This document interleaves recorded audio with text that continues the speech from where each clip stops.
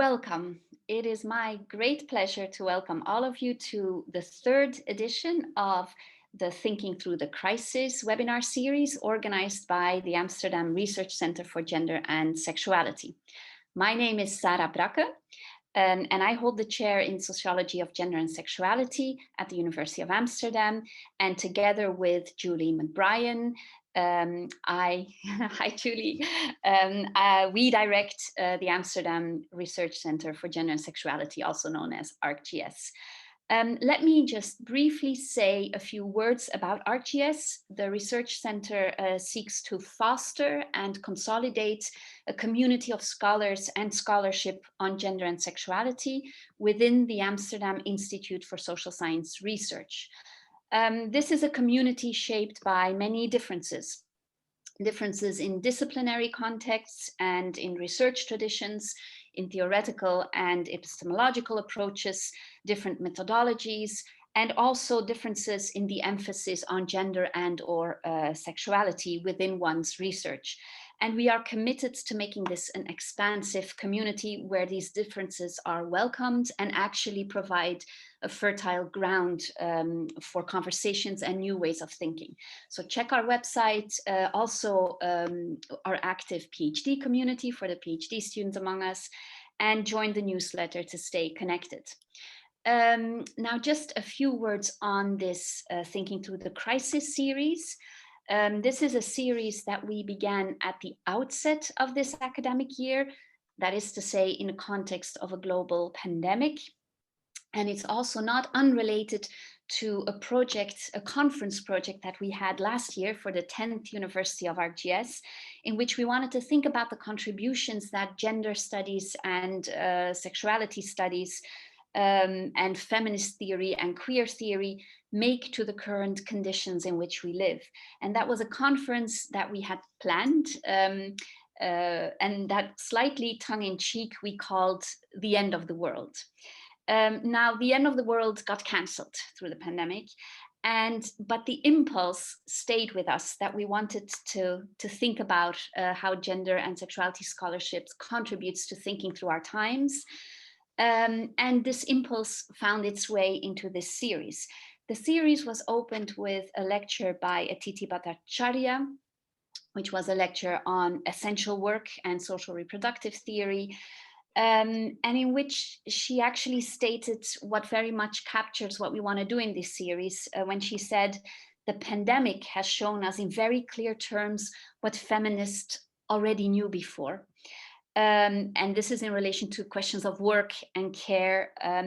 And she proposed that it is our job to analyze this landscape and connect it to these feminist understandings that we've already had. And so all of this is what brought us to our first speaker of today, Dr. María Puig de la Bellacasa, who is an associate professor at the Center for Interdisciplinary Methodologies at the University of Warwick, and also an Arts and Humanities Research Council leadership fellow. Now, many of you here know her from her book, Matters of Care, published at the University of Minnesota Press in 2017, which brings feminist critical thinking on care together with more than human ontologies in science and technology studies, and also in the environmental humanities. Welcome very much, Maria.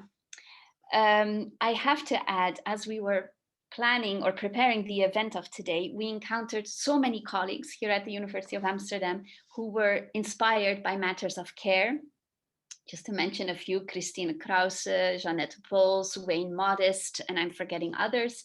And it made us realize that we never had a seminar on matters of care at the University of Amsterdam. So we are actually hoping that you at some point will come back, and who knows, maybe in real life, to do so, because there definitely was a desire for that. But today you will do something else. Today you will share your work in progress, and your current project is focused on formations of ecological cultures and human soil relations, looking at the connections between science, eco-social movements, and also artistic interventions to contribute to transformative politics and ethics. And you already have a beautiful title for the new book that is coming out of this work in progress, When the Name for World is Soil. So we're very much looking forward to hearing about that. Our second speaker from the various communities in and around ArcGIS is Dr. Francio Guadeloupe from our own Department of Anthropology, and also a senior research fellow at the Royal Netherlands Institute for Southeast Asian and Caribbean Studies. Now, Francio's work has pursued how popular understandings of national belonging, ethnic diversity, cultural heritage, religious identity, and mass media constructions of truth continue to be impacted by colonial racisms and global capital. And this has resulted in an impressive body of scholarship. Just to mention one book, Chanting Down the New Jerusalem, which was published by the University of California Press. And Dr. Guadeloupe has just received a great research grant by the Dutch Science Council for a project on climate challenges in the Dutch Caribbean from a popular culture and a cultural heritage perspective. So in a sense, both of our speakers today come, if I may say, but you can correct me, come quite recently to the urgent and pressing environmental crisis that we are living through, albeit not from, let's say, the established environmental studies perspective. And which is what we're particularly interested in, that the way that you approach this question of environmental crisis, from feminist theory, from attending to questions of care, from attending to colonial racisms and attending to global capital. So under a title that feels particularly appropriate in these days, Critical Breakdown. What we will do today is the following. María will open this conversation and give us food for thought through sharing her new work. This will take about 20 to 30 minutes, and Francio will continue the conversation, also bringing in his new work. And then at some point, and I guess this will be 4:45 or something, we will invite the audience to also be part of the conversation through the Q&A, so the audience can we will invite you to write your questions in the Q&A box. And I think with this, I have said everything I wanted to say. Maybe just add, as you see, that this meeting is recorded, which also means that it will, if everything goes well, be posted on the Amsterdam Institute for Social Science Research YouTube channel afterwards. With all of this, María, it is such a great pleasure to give you the floor.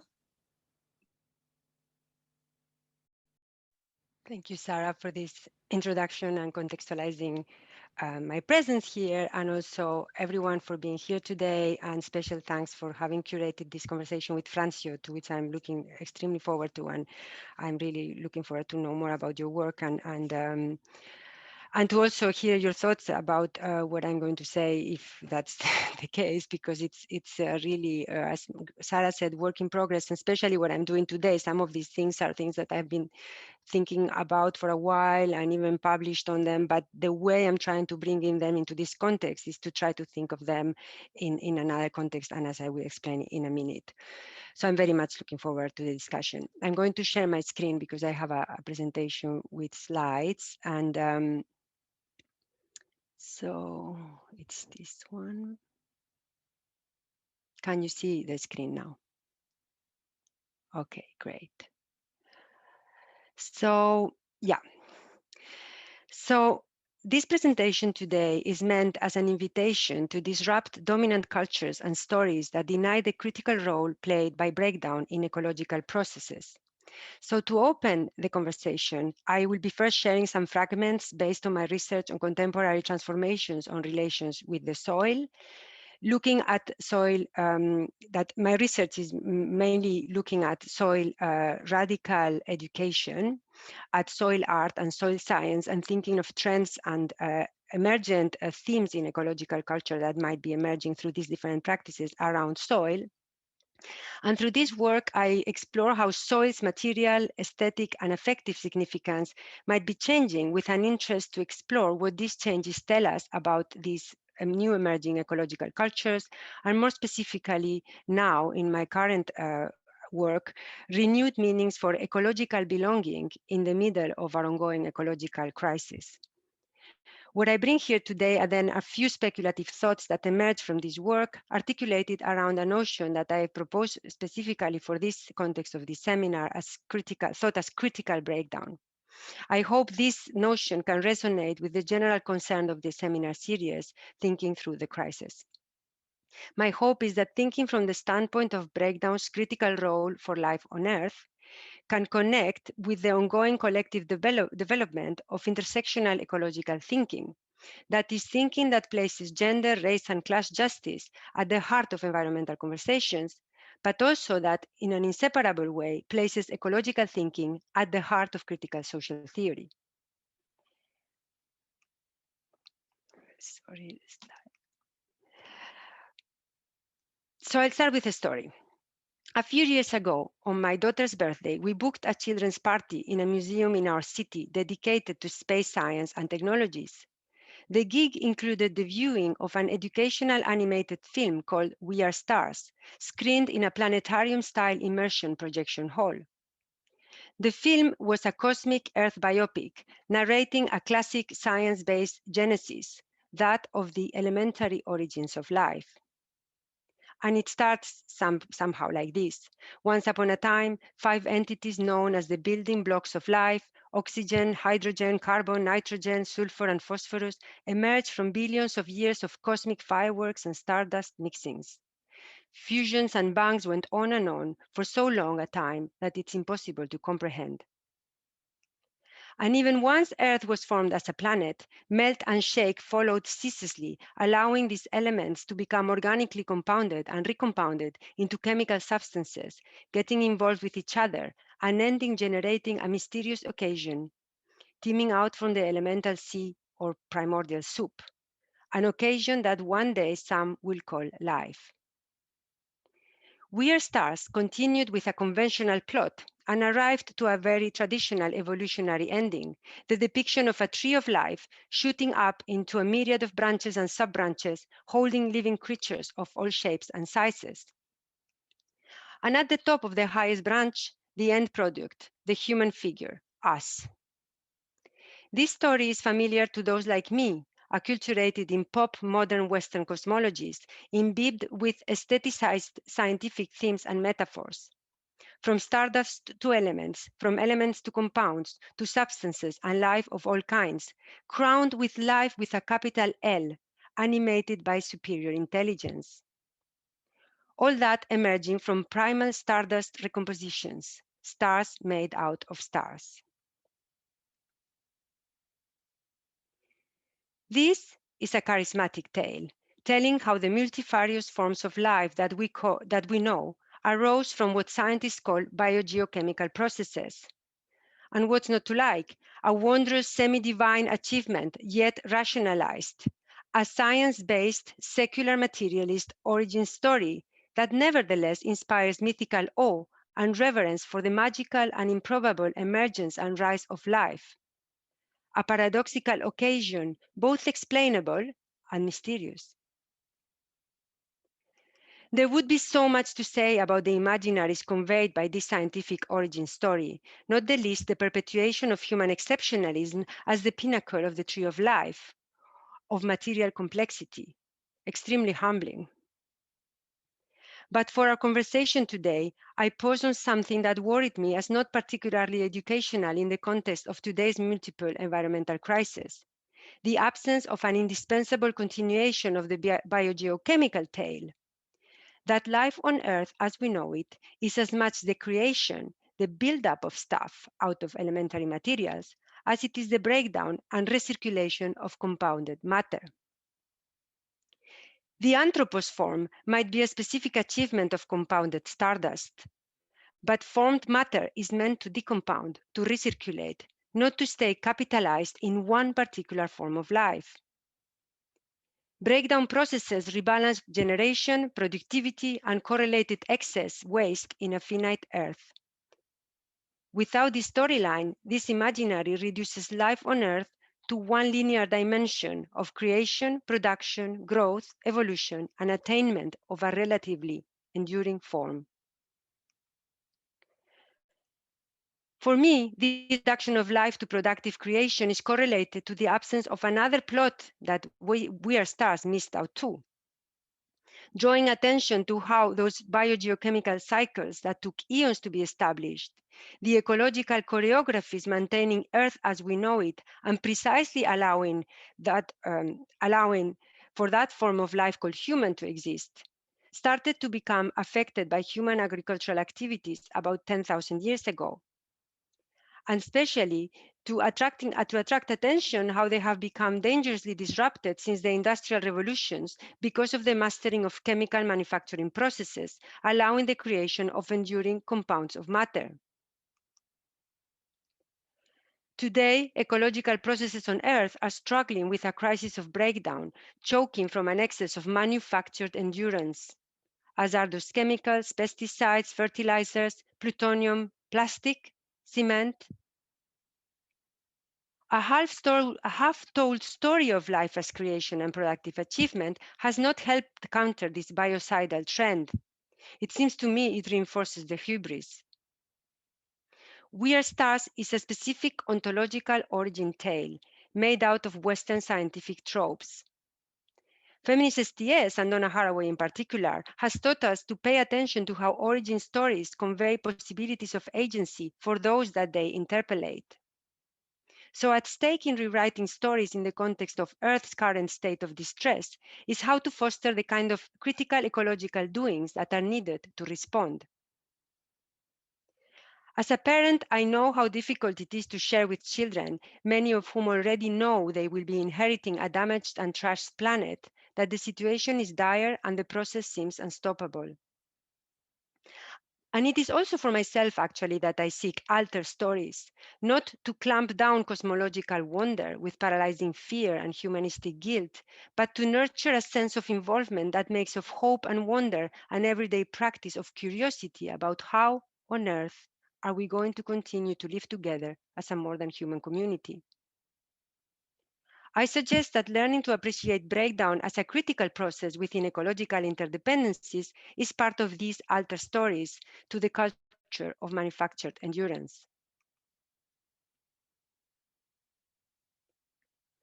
My sensitivity to the critical role of breakdown comes from being involved in reinventions of relations of care for soils in the moment when they are in crisis globally.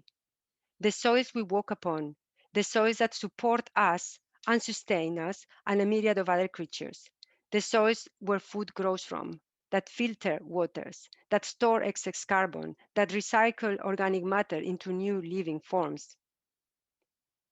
It could be said that soils themselves embody the alter story of the biogeochemical processes of breakdown that make Earth life.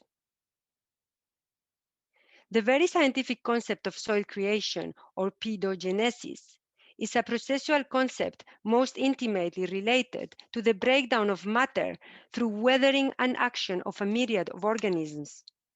Soils are composed over time with disintegrated, previously compounded matter that becomes habitat, food, and energy for other emerging living beings and forms, before being broken down again, and so on, recomposed over time into new arrangements of compounded matter.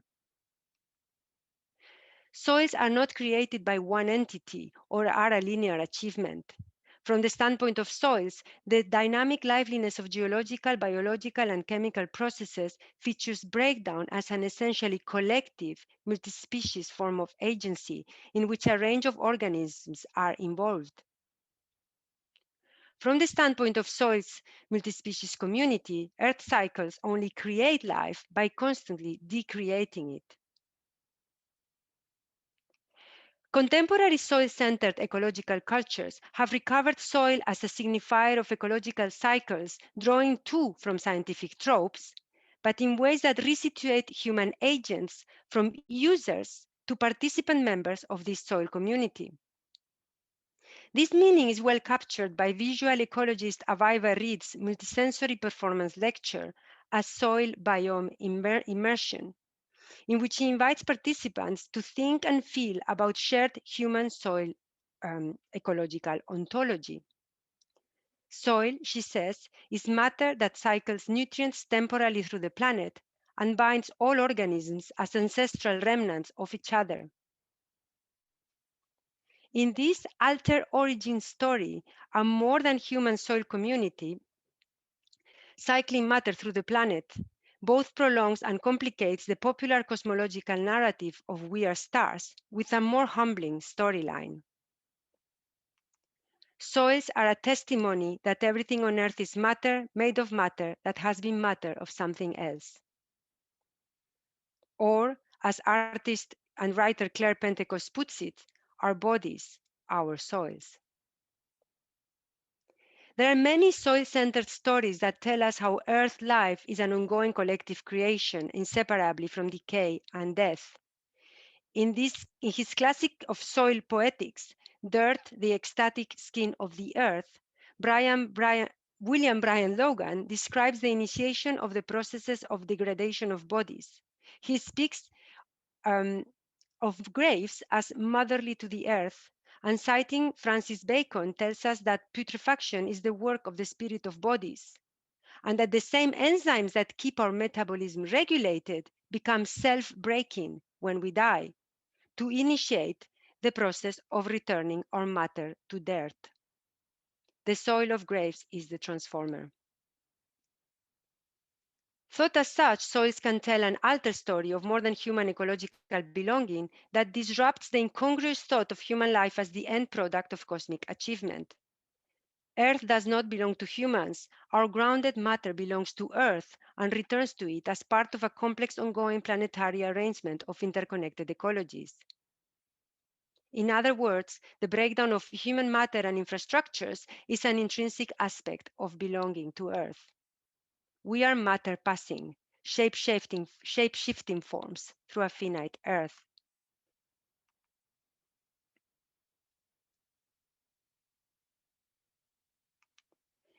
In an essay titled We Are the Flood, social theorist Claire Blencowe walks us through a landscape, inviting to listen to non-humans, asking them what can they teach us about fighting privatization and the attack on common life. Following the wandering cues of her writing, in company of pictures taken by Julian Brickstock, we hit a stone wall. Look at this wall. Look at the pipe sticking out and through. What is it trying to do? What is it trying to tell us? Oh, I see now. We are the flood water. We are the water that was trapped by the culverts, forced into a natural currents for private profit. The flood is the struggle against the privatization of water. The water is common life. We are the flood. We are the flood, identifying with the inanimate, the differently inanimate, the differently animate. Identifying with water helps us to think about ourselves as a collective force, rather than as individual agents. We learn how to be a mass from matter, mattering. End of quote. From pipes and canalizing water to dam projects and damaging river diversions with effects down the line for humans and non-humans, from drought to catastrophic flooding and land erosion, water is treated as exclusively a resource for human use. Blencowe blurs the distinction between how we feel for water and for people, between what people and water can do. Invoking We Are Flood, Father Jean-Bertrand Aristide's prophetic call in the context of the decolonial struggles of Haiti's people, and I believe it was We Are the Flood was also the name of the party, of his party. Blencowe connects the message from the landscape to a struggle that we could add for that a struggle that we could call, as Malcolm Ferdinand calls it, a struggle for a decolonial ecology.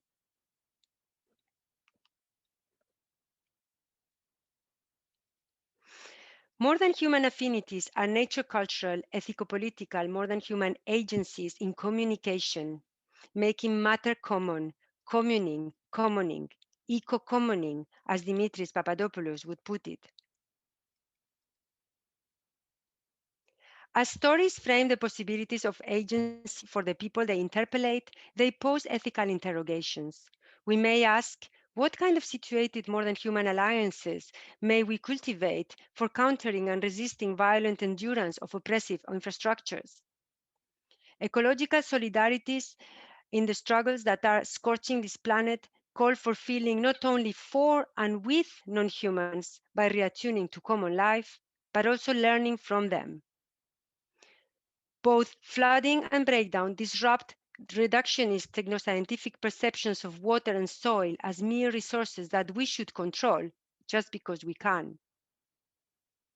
If we are the flood is a motto of embodied affinities with water, maybe let there be breakdown could be a message from obstructed soils.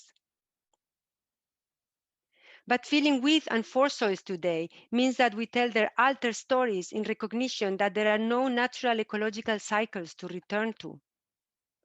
That like all elemental mediums, our bodies, our soils are under threat from manufactured endurance, much of it made of undegradable, harmful anthropogenic chemicals. The word critical shares semantic terrain with serious and life-threatening, as well as with vital, crucial, and also precarious. This is the current status of ecological processes vital for survival in this planet. In a precarious state, they are turning from being life-sustaining to life-threatening to life. In this context, breakdown itself cannot be left to just be. So recognizing breakdown as part of our ontological identity is not enough. We might need to assist breakdown. And from the standpoint of human soil solidarity, assisting breakdown is not neglect. It's an act of care. So borrowed to scientific jargon, breakdown is a metonymy for different processes involved in the cycling of nutrients and energy: biological decomposition and degradation, chemical cleavage and oxidation, geological weathering. But beyond science, ecological cultures are assisting breakdown with a range of domestic down-to-earth practices engaging with cycles of decay, decomposition, and biodegradation, from domestic composting practices to natural burial sites and producing biodegradable materials and bioremediation of toxic soils and waters. There are a range of practices already engaging in many different ways with assisting breakdown. I love the statements and the art of the art activist work of the Environmental Performance Agency Collective. In one of their participatory performances with the title Asphalt Rupture Breaking Through, participants help weeds and soil break through the tarmac of vacant industrial grounds. They tell us that their action was partially inspired by a workshop that they had organized called Crack the Patriarchy, in which we traced, I'm quoting now from their account of the event, we traced the cracks in the asphalt and starting to think about our own bodies as a radical that can get into all the openings where weeds push through. These cracks in the asphalt are also, for me, symbolizing the need to uncover and recover soils that are covered in very unnecessary ways by urban spreads in ways that are unsustainable, that are choking the soils, but also impeding that they their ecological functions. I also love the work of Jane Lawson, who allies with mushrooms, master decomposers, to detoxify economics by bioremediating figures of neoliberalism. These practices speak of, as Christina Lyons beautifully puts it, decomposition as life politics. Yet I must end this bit of the presentation by saying that the obligation to assist process of breakdown, to rebalance the productive buildup of matter, is integrated in neoliberal cultures of sustainability. One can only think of how the EU has embraced a circular economy, and that cannot be only for very radical reasons. Green capitalism has understood the potential of biodegrading, and in my way of thinking, critical breakdown, or actually any kind of critique, that's not necessarily a bad thing. I think we can make an effect on the world because the world is already moving maybe in some direction. Life politics of all these different approaches existing right now for critical breakdown would deserve detailed discussion in their specificity. But for now, what I just wanted to give is a sense of these different practices that I had been thinking with before giving some elements for intervening in displacing the meanings of breakdown to engage in our conversation about its potential critical sociocultural significance in the current conditions and continue the conversation. So yeah, assisting breakdown. Someone could say, really? Step out of environmental stories and the notion of breakdown has immediately a different feel. Socially and culturally is all that is meant to be avoided. A world in breakdown exposes the vulnerability of materials, of people, our things, and our worlds, objects and infrastructures, the failure of mechanisms, systems, relationships. A car breaks down, materials slowly degrade and collapse. We suffer mental, spiritual breakdown. Breakdown destabilizes, disrupts, and troubles. Mention breakdown, and all that I instinctively want to do is fix it, repair it, take care in order to avoid further breakdown. Maybe what precisely attracts me to the word, the affective uneasiness it instills in me as someone who has been focused on care as a principal mode of more than human ethical agency, and that involving practices of repair and maintaining. I wanted to learn from these contrasting feelings about breakdown. I don't want to eliminate them. So the task of critical breakdown would not be to remove tensions and ambivalences between breakdown and endurance, but to think through these tensions, to rethink the meanings of ecological balance in these worlds and in all the different specific worlds in which this conversation might take place.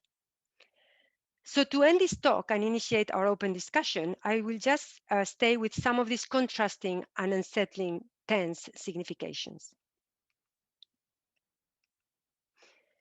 Breakdown as breakthrough. I once heard a compelling notion that resonated with me, that a mental health breakdown can also be a breakthrough. It was said by a woman interviewed in the moving and provocative documentary Crises by Phil Borges. Sorry. Since then, I have heard different versions of this affirmation. And it's not just a metaphor. When things are just too much or people become enmeshed in life situations that cancel all possibilities or that exhaust them, a breakdown can be the only way out. The way of just stopping everything and having like a good excuse to just stay at home. This too is the current state of ecologies choked by materials that are blocking our living flows. So here breakdown may be a sign that something is unsustainable in its current form.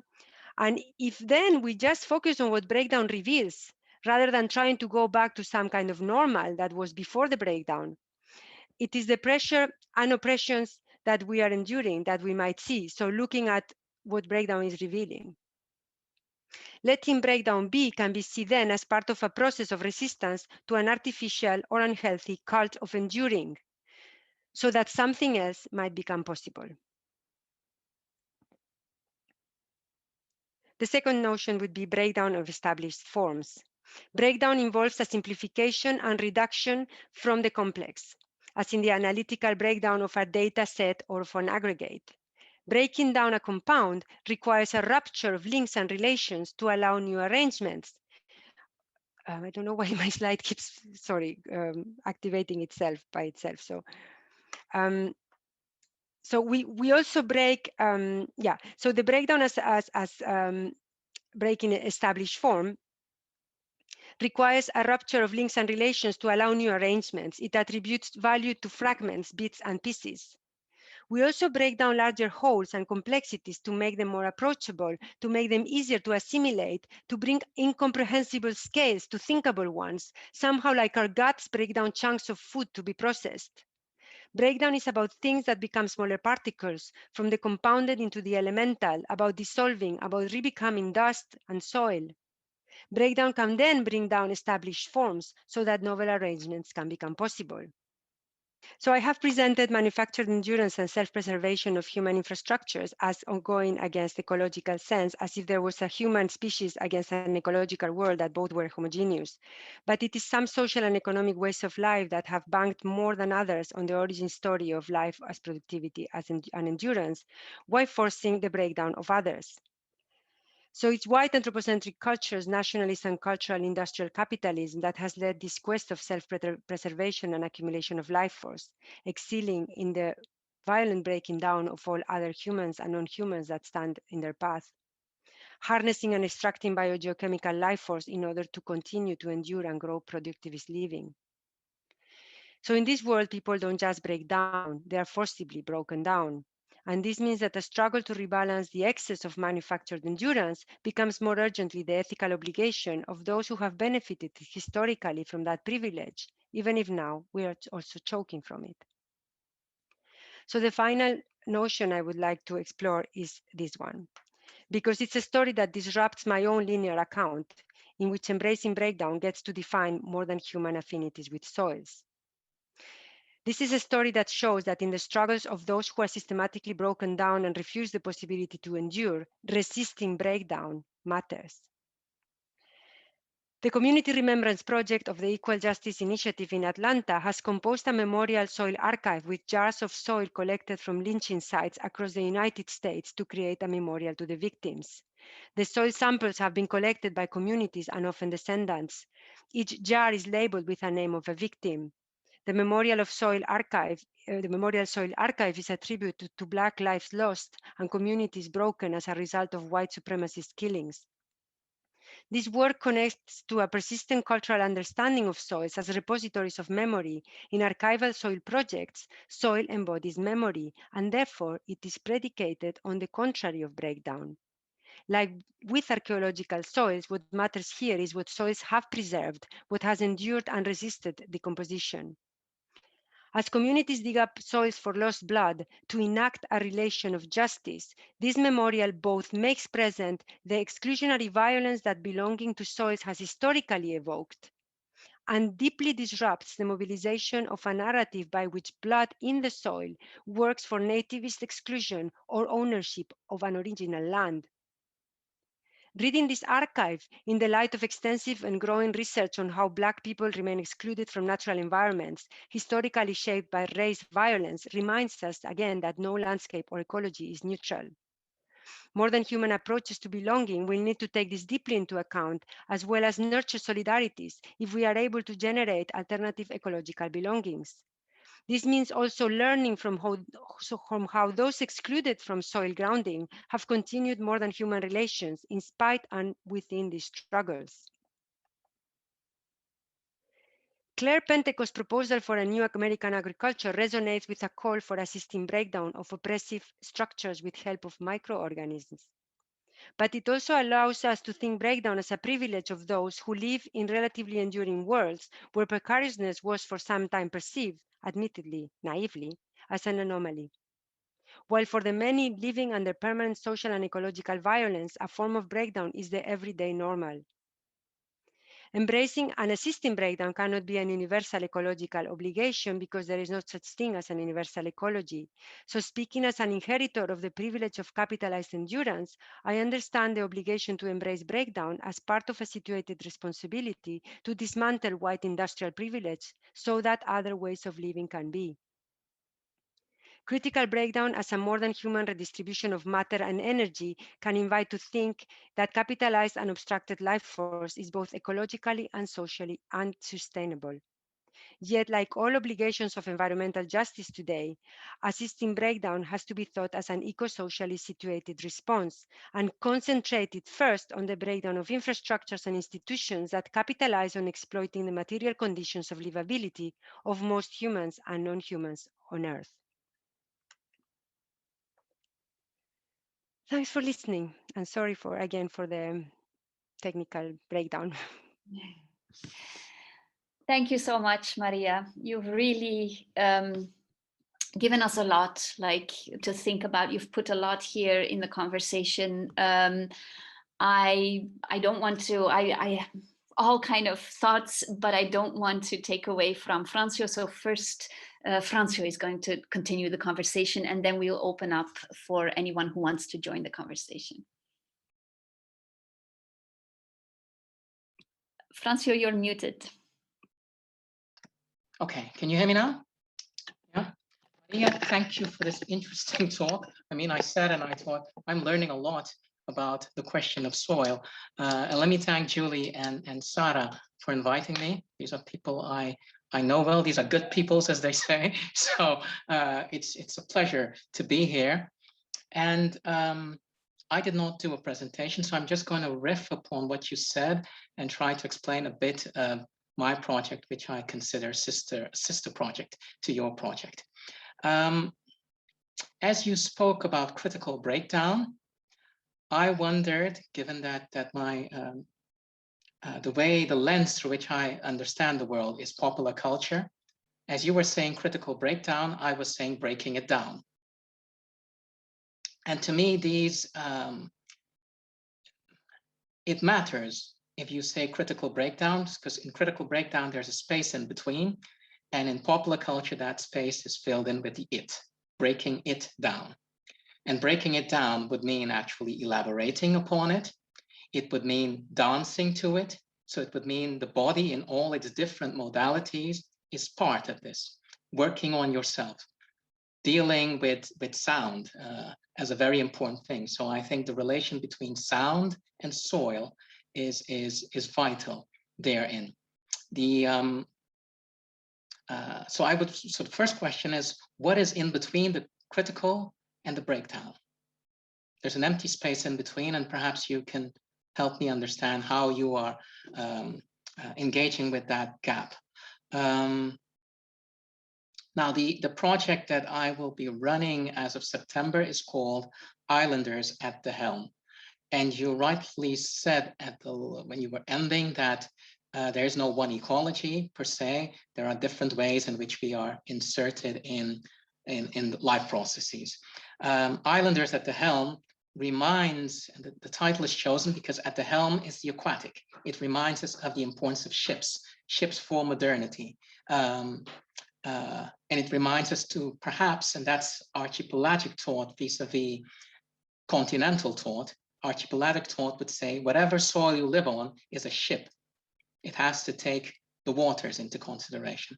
And perhaps that is why Aristide's Lavalas, the flood, is the land, but it's also the waters. It's a reminder of the interconnection of the globe through the waters. So sky necessarily plays a role in that. And thus there's, in my project, there's cultural heritage and there's popular culture. Now, cultural heritage is the idea that you cannot move forward or you can't work upon the situation that you're in unless you start to recognize past inheritances that you might have neglected. So the question of what is called the indigenous might matter in the Caribbean. Many of the islands are called after peoples who were killed or died through genocide. So which means that part of the science is a science of the missing, remembering those that are not there anymore, but are still haunting you, and those that you exclude out of your thinking. So it might be that the soil excludes water and the air. And how do you bring in the missing in your analyses? Lastly, it also entails popular culture. And popular culture to me is that which troubles and is troubled by ownership and location. So where exactly are we? And where exactly, sorry, what exactly do we do to questions of ownership that might still come in refusing breakdown or resisting breakdown, or the many other forms of breakdown that you rightly spoke about. Now there might be more, but I think that this might be enough for us to really engage in a conversation. And I saw there are many other persons who want the Q&A, so let's do that and open up. And Sarah had a question she wanted to ask, so let's go to that and let's just talk. Thank you. Yeah, thank you very much, Francio, for opening it up. And in the meantime, also giving us a taste of your new project that many of us here are very excited about. And we hope to hear more in due time. Maria, there are indeed, so for the people in the audience, for everybody who wants to participate to the conversation, this is the time to write up your question in the Q&A box. while I will look through the questions, Maria, do you first want to engage with some of the things that Francio said, or do you want to would you first want to come back to that, and then we take a question from the audience? Yeah, maybe just because these are so wonderful points, Francio, that I just like to appreciate, to show my gratitude and appreciation, because they are really important, in particular for the tendency to think only through one element, like the element earth in a way here, instead of taking into account that all these elements are together. In the soil cannot be soil without the water, and as you say, well, sound made me think of air, because sound travels through the air, and then sky, you mentioned the sky, and indeed, like one of the things that I really like about the recent work that has been questioning the idea that soil is a surface, is that soil is this porous surface that you cannot really say in a way where things start and finish, and the air, is soil that is healthy needs to have air in it that is made through, like the worms burrowing through it and creating all this space for breathing. So it needs to breathe, like, it's and so all these elemental forces, the whole idea of a biogeochemical turn in some way that's happening in the environmental humanities and also in STS in some ways, is that there was a lot about talking about biology, and then there was a lot about geology, and now biogeo. It's like we cannot separate them. So the biogeochemical, the idea that we can separate bios from geos, these are discussions that are ongoing right now, and that they are all a bit against this reduction in separateness. So this is something that you made me think immediately, and many other things that I would love to discuss with you about your project on waters and ships. There was a book that marked a lot of my thinking when I was quite young. I mean, not thinking, just I love that book, which is called Geophilosophy of Europe, that is about how thinking of the Greeks were in this archipelago, and how Greek philosophy and Greek thinking and Western thinking was marked by this living in the archipelago, and what did it mean to live in an archipelago. So it's probably quite different, because obviously that's the nesting of Western mainstream philosophy, compared to what that means to be people of the water in a decolonial or in a colonial context. I think it's really interesting. And in terms of ownership and location, that's a question that is killing me for the moment. I'm reading this book called Green Unpleasant Land, that is very much about the marking of the British landscape, but questions of accumulation of ownership of land and who owns what, and the enclosures and the relation of enclosures with the slave trade, that I had no idea there was this conjuncture at that point. And the whole idea that most land is owned by so little amount of people, that the notion of ecological belonging cannot be hinged on ownership, that you cannot, it's not about owning the land, and that we need, somehow to reclaim that connection to land in a completely different way. And that's why I'm interested in ecological belonging as a kind of disruption of nationalist ownership of land. And obviously that's, it's a kind of minoritarian crack in the pavement imposed by ownership of land, because that will not change the system. But it's about how do we inhabit land when we don't own it, when we are a migrant like myself that is not recognized as belonging in any way to this land where I live now. So this kind of discussions is things that I'm really interested in, and I think your work on national belonging and these discussions is something that I would like to explore further. So thanks very much for all these great comments. Yeah, and I think some of the other things will come up through the questions. I'm going now to a first question by Alexander Stingel, if I pronounce it right. So much in academic theory is about oppositions. And as I think breakdown on the one hand and soil degradation on the other, I know that the canonic oppositions are probably found in the concept sustainability. Yet there is also the recent research into bioturbation. I'm sorry, I don't know the concept, so I'm stumbling a little bit more. Bioturbation. And I am wondering, as perturbation can be defined as the coming together and the mixing of soil horizons, if we should think of critical perturbations as a lateral move that includes both breakdowns and the before and beyond breakdowns. I guess that that this question, it doesn't say for whom it is, but I'm looking first at you, Maria, if you want to engage with this. I think Alex, is a conceptual creator and he's all right. And what he has just said, I think is really interesting and something to think about. Yeah. I don't know exactly about the technology he's speaking about, but I really like this idea of turbation also as a way of thinking. So yeah, it's great, and I completely agree about the fact that a lot in academia is based on oppositions, and I try my best to avoid that.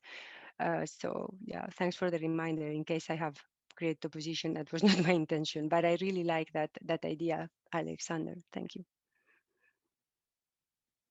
I don't see the questions. You see them, but are they in the chat? They are in the Q&A. Okay, yeah.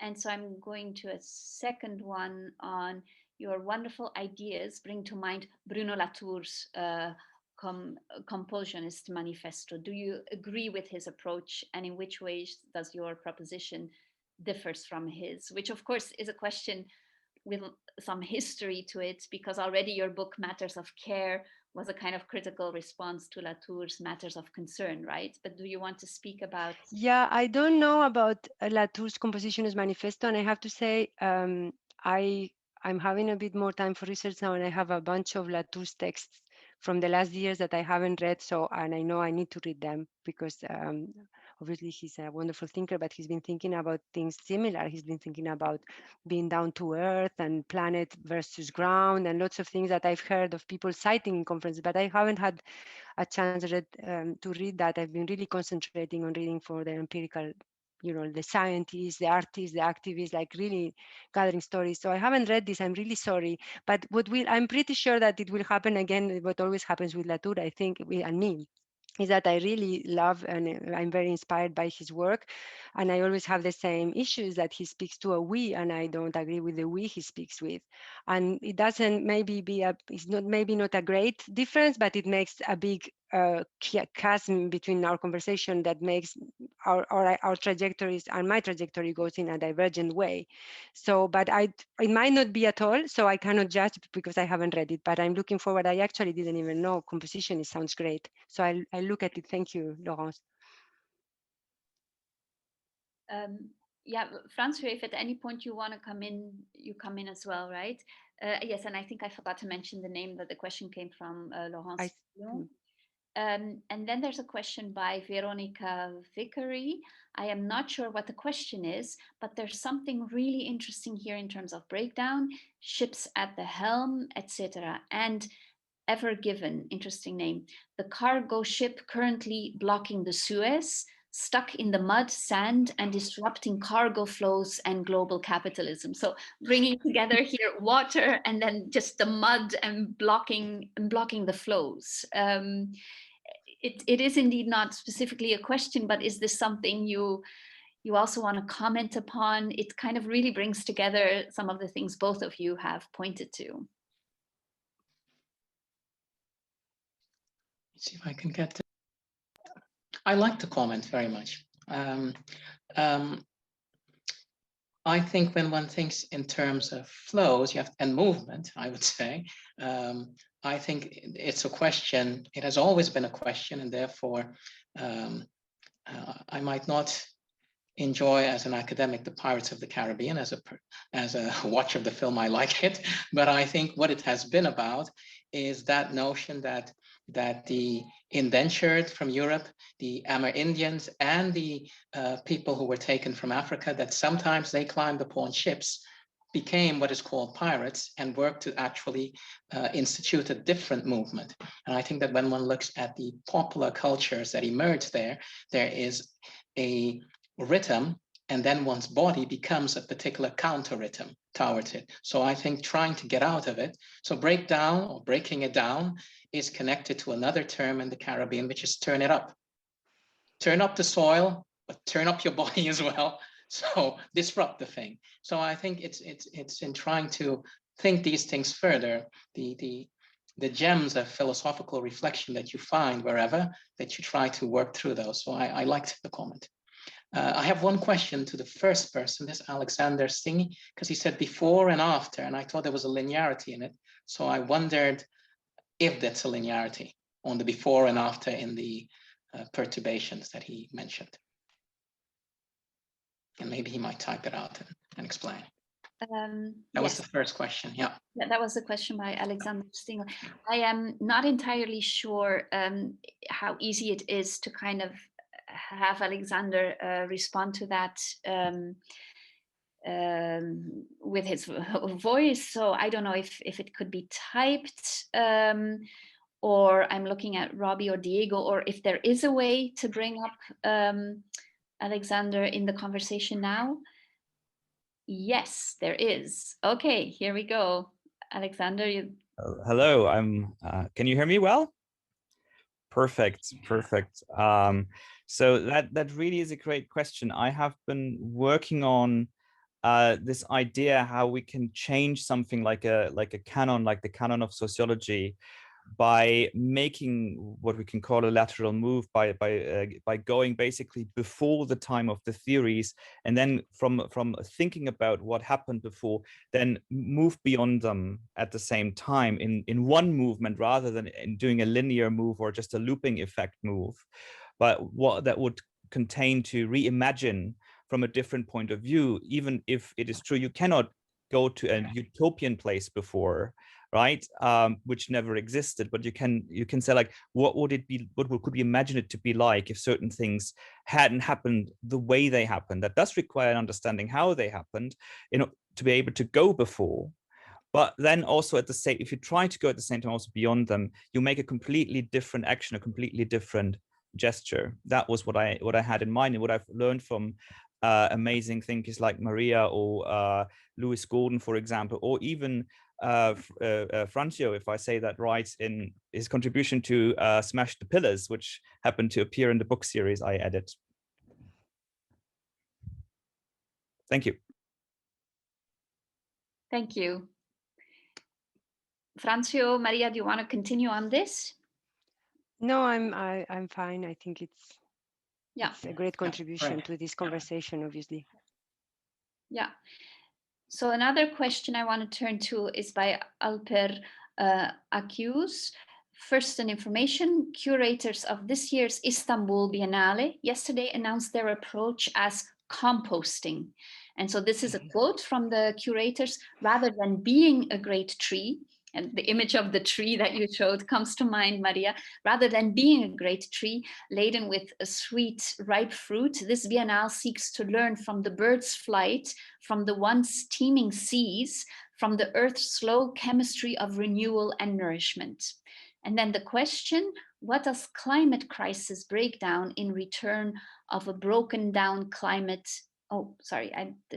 What does climate crisis break down in return of a broken down climate of Holocene? How can we assist it? I'm not entirely sure if I read the question right. So what does climate crisis break down in return of a broken down climate of Holocene? The second part, how can we assist it? I think that is clear. How can we assist some of this breakdown of the Holocene? Wow, that's one of the questions that is very big for me. Is one of the bigger than thought. That's precisely the thing. Like, we hear about climate breakdown, and that's one of the meanings that I wouldn't necessarily say we want to assist climate breakdown. so that's one of the meanings where the ambivalence of breakdown remains, and that shows the starting point of thought and the starting point of what is the starting point of one's thinking.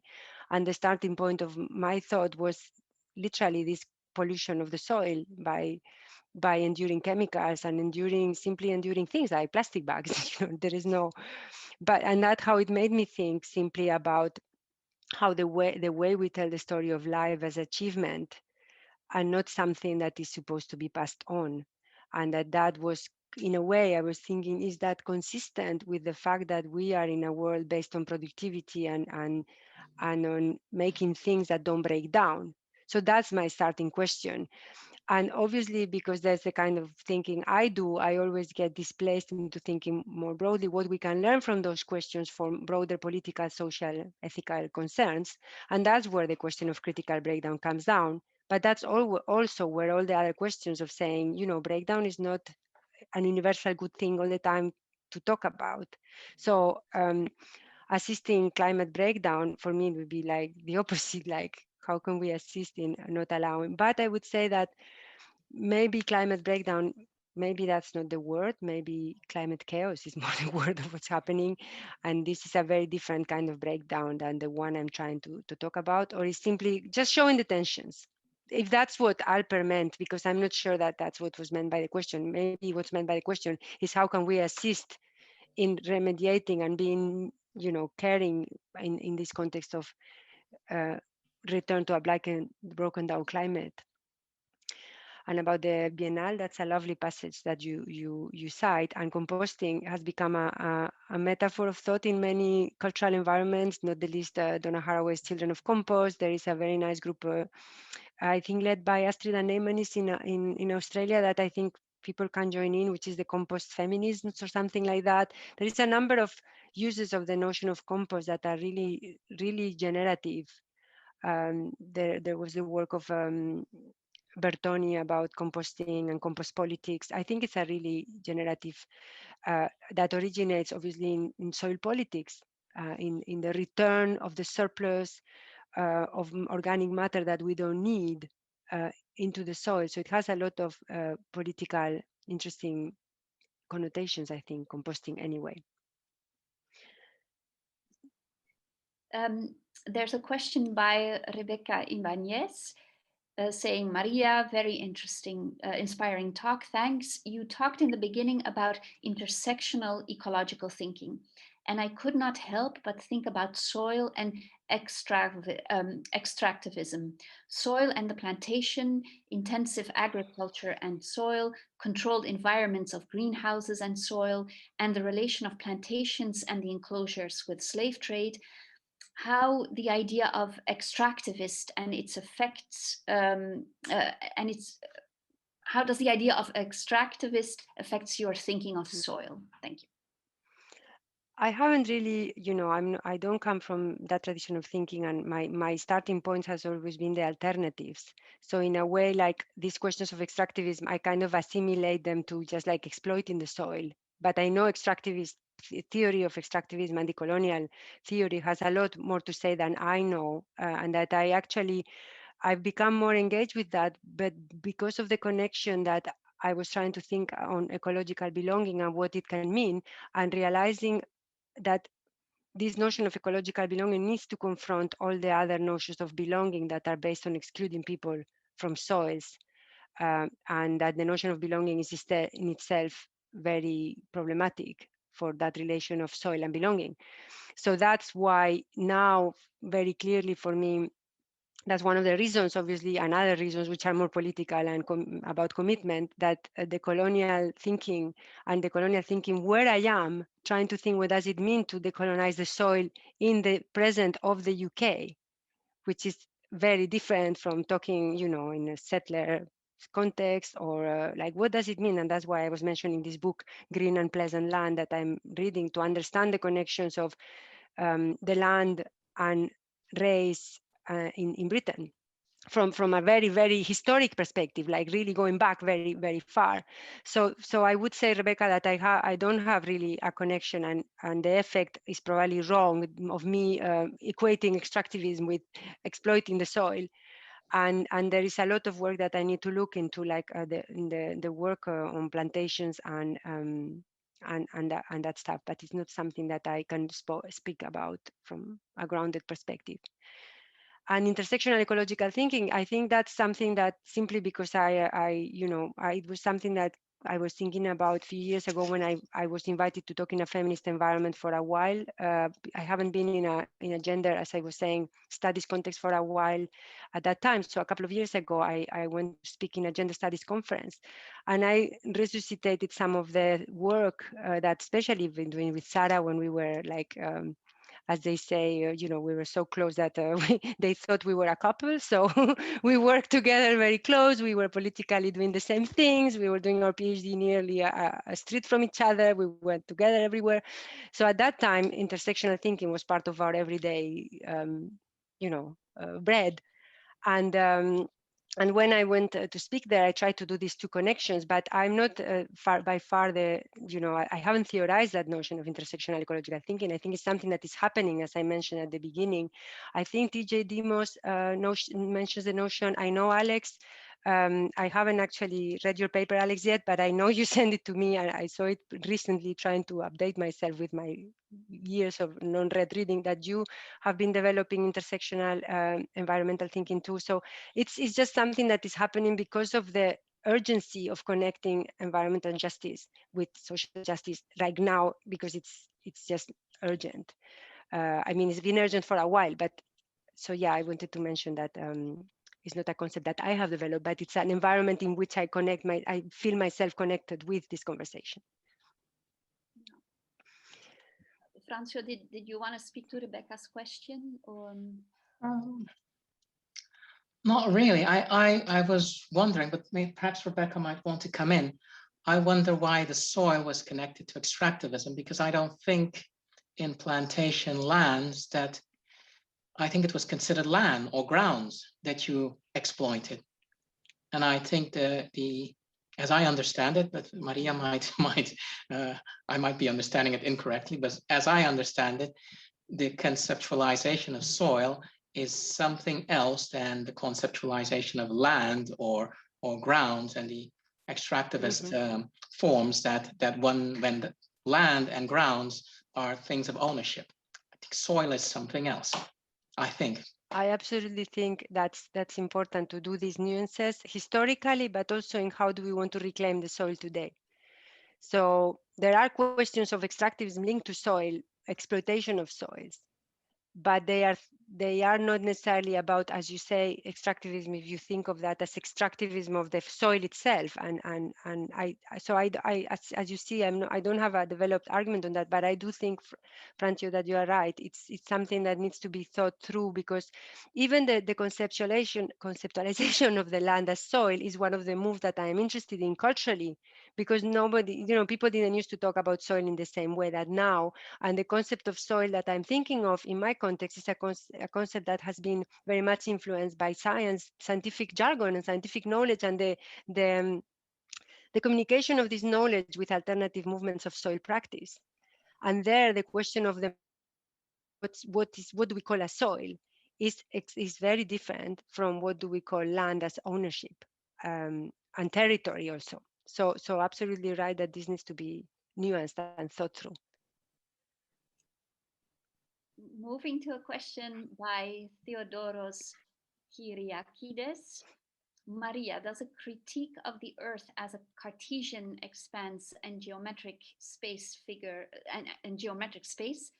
in any way in your work?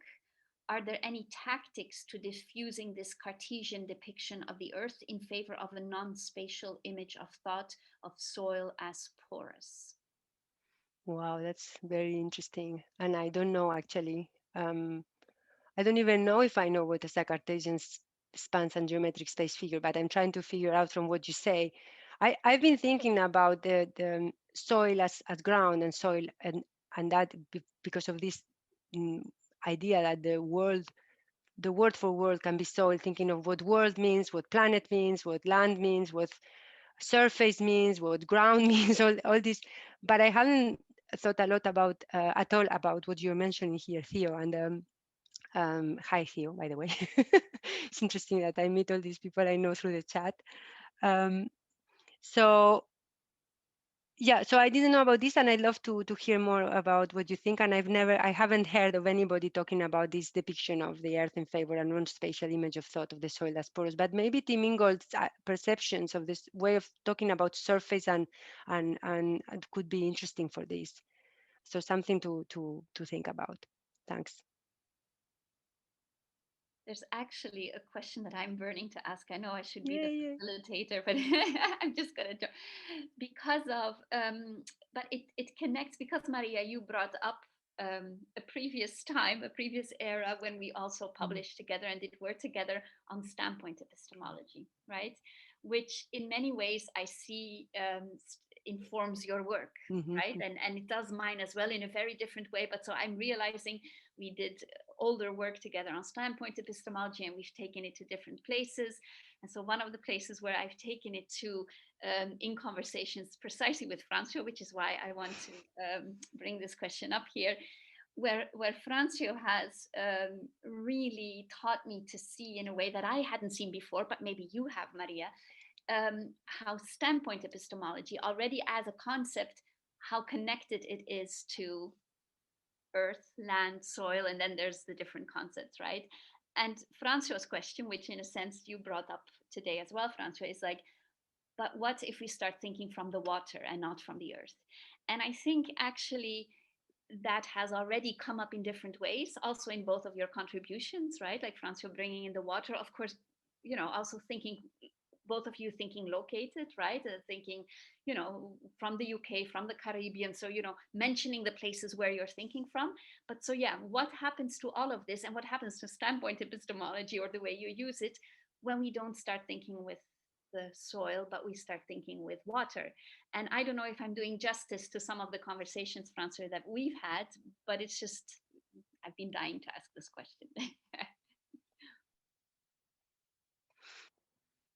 Is it for me, for both? For both.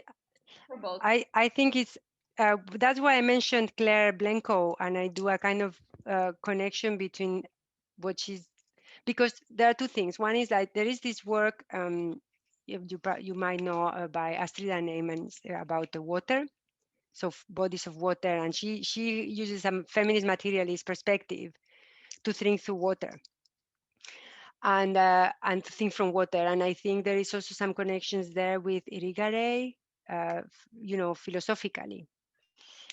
And so there is a lot of thinking now. They're thinking from the elementals in some ways. I mean, not a lot, but a lot of thinking might not do a kind of very in-depth work like Astrid does work on water, you know, like she has an Instagram account where you have all these images of water all the time. Like she's into thinking the world through water, a specific kind of water. And I think that is quite different from the water of the helm and the ship. I think that's quite different kind of starting to think from water. But yeah, I completely think, and that's why I was really compelled by this possible title for my book that I put there, like when the word for world is soil, because I wanted to understand what does it mean, what kind of ecological culture comes out from thinking through that. And obviously, in a way, for me, it's important because soil has all these implications about belonging, about land, about exclusion, about many things that I think that it tells about things that concern me now. But I think, obviously, like, for instance, Stefan Helmreich's work about the ocean from the perspective of science, Alien Ocean, is not specifically thinking from water as an element, but it has an interesting, or as a medium, but it has an interesting set of thoughts about what does it mean to see the world through the problematics that the oceans are posing in many different ways. So yeah, all I can say is that I think, yeah, we could start a very interesting, beautiful conversation about fluidity and grounding, like this kind of, you know, and I think in feminist pagan spirituality, the whole idea of thinking with, you know, we are air, we are fire, we are spirit, we are water, for me has been very important in that sense, because it's about thinking, feeling what can it be to feel some kind of compassion and empathy through those elements, and not just like kind of appropriating through our own thought, because at the end of the day we can only think it through human thoughts and traditions and cultures. You know, who knows what water thinks? I mean, some people have written on what water thinks. I have a book called The Secret Life of Water. You know, so there is no, you know, yeah, I just want to say that I think it's absolutely true, and that my project of focusing so much on soil has a particular, it has obviously its blind spot, which are all the other elementals. And Francois, I know you have to go to. I have to leave just now, but just Yeah. briefly, I think that when I hear Maria talk about the soil and she recognizes that the soil has to breathe, she recognizes that there's no better soil than when it just has rained, because there's a particular wonderful scent that soil emits then. So she's thinking the entanglement. The reason why I think the archipelagic mode of thinking is important, whether it's Greek or whether it comes from the Caribbean, it's because it allows us to recognize that kind of entanglement. What this does to standpoint, and I mean, every position emerges as a response to something. So I think standpoint emerges as a response to something. The archipelagic emerged as a response, another kind of response to rethinking the human. And it emerged in certain Caribbean thinkers like Kamal Brathwaite or Edouard Glissant. It emerged to actually ask the question of what becomes of these other, let's say, philosophies where to be a human or to be humaning is necessarily to also be inhabited by, for instance, your connection to Yemanja, your connection to the sea, or sometimes your connection to Nana Buruku, your connection to the soil. And that means that human beings are never one, but they're multiple. And we must consent never to be one being. But that means never to be one being in Glissant's term, never to only be human, but to recognize that part of our being human is our connection, perhaps sometimes to Africa, because we have an Afro descent, but also the other peoples of other ethnicities that are there, and also that we might have specific relations to specific elements. And that means that my connection to Yemanjat should not omit your connection, for instance, to the soil or someone else's connection.